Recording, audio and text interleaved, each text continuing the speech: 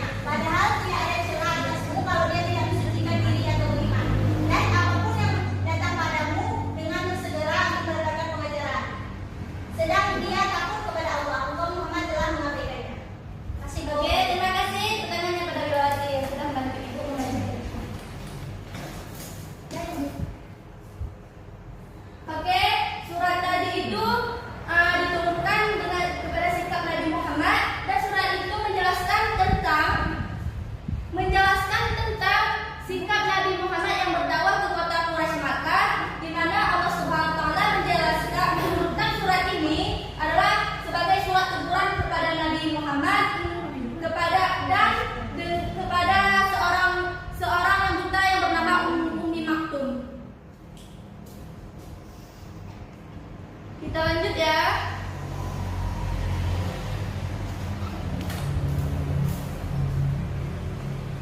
Beberapa ulama mengatakan surah ini turun menyangkut sikap Nabi Shallallahu Alaihi Wasallam kepada Abdullah bin Umi Maktum yang mencela pembicaraan Nabi Muhammad Shallallahu Alaihi Wasallam ketika Nabi sibuk menjelaskan Islam kepada tokoh-tokoh musyrikin Makkah. Yang dimaksud dari ini adalah pada saat itu Nabi Muhammad sedang berdakwah di kota Mekah. Beliau sedang sibuk menjelaskan Islam kepada tokoh-tokoh Quraisy Makkah.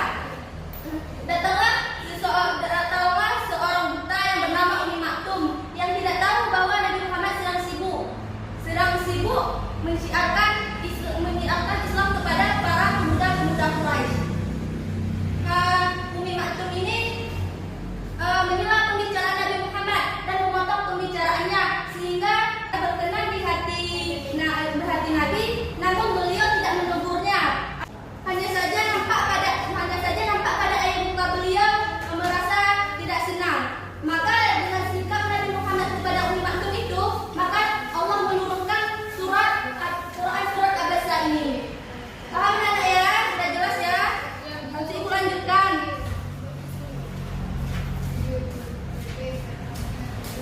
Dalam Quran surah Abasa 1-10 ini, Allah Subhanahu wa taala menjelaskan, memerintahkan kepada Nabi Shallallahu Alaihi Wasallam agar tidak berpaling dari orang-orang yang ingin membersihkan jiwanya. Bagi yang menginginkan pengetahuan dan pengajaran dan membersihkan diri dari akhlak tercela, dan jangan terlalu berharap kepada para pemuda Quraisy akan keislamannya.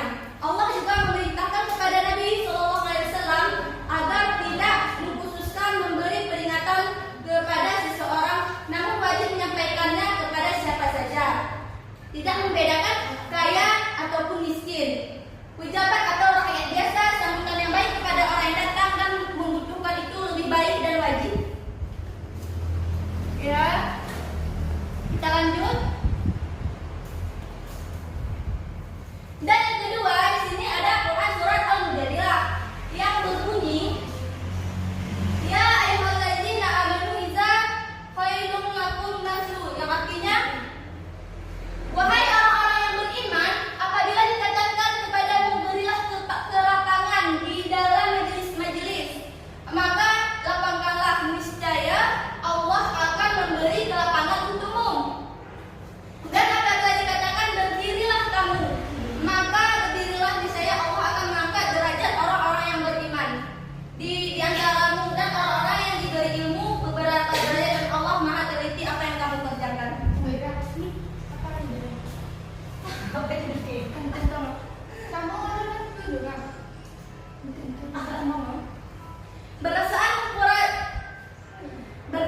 Berdasarkan Quran surat Al-Mujadilah ayat 11 ini, para ulama berpendapat bahwa orang-orang yang hadir dalam suatu majelis hendaknya mematuhi ketentuan yang berlaku dalam majelis itu. Antara lain saling menghormati, datang pada waktunya, selalu menjaga suasana yang baik, menjaga persaudaraan bagi yang lebih dahulu datang, hendaknya memenuhi tempat yang di depan. Dan bagi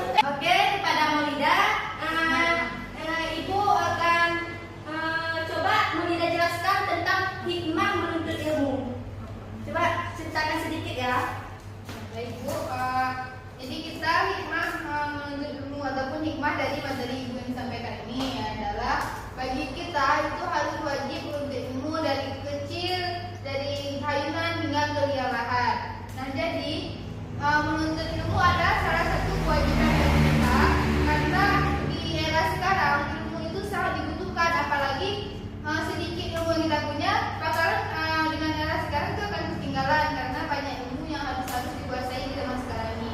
Contoh, misalkan sekarang itu butuh laptop. Nah kalau kita nggak punya ilmu tentang laptop, jadi kita nggak bisa menggunakan laptop. Seperti sekarang PowerPoint, jadi kita kadang kalau nggak bisa buat PowerPoint, jadinya kita nggak bisa presentasi. Nah penting bagi kita ilmu pengetahuan tersebut. Oke, terima kasih kepada Melida. Silakan duduk.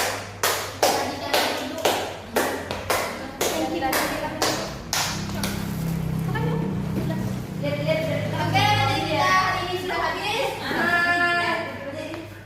Kita akan bertemu di minggu depan. Nilai yang dapat Ibu sampaikan semoga bermanfaat kepada anak-anak Ibu. Tolong Ibu Badri pimpin doanya. Bismillahirrahmanirrahim. Subhanakallahumma wa bihamdika asyhadu an la ilaha illa anta astaghfiruka wa atubu ilaik. Akhiri pada Allah ya jemaah. Assalamualaikum warahmatullahi wabarakatuh. Waalaikumsalam warahmatullahi wabarakatuh.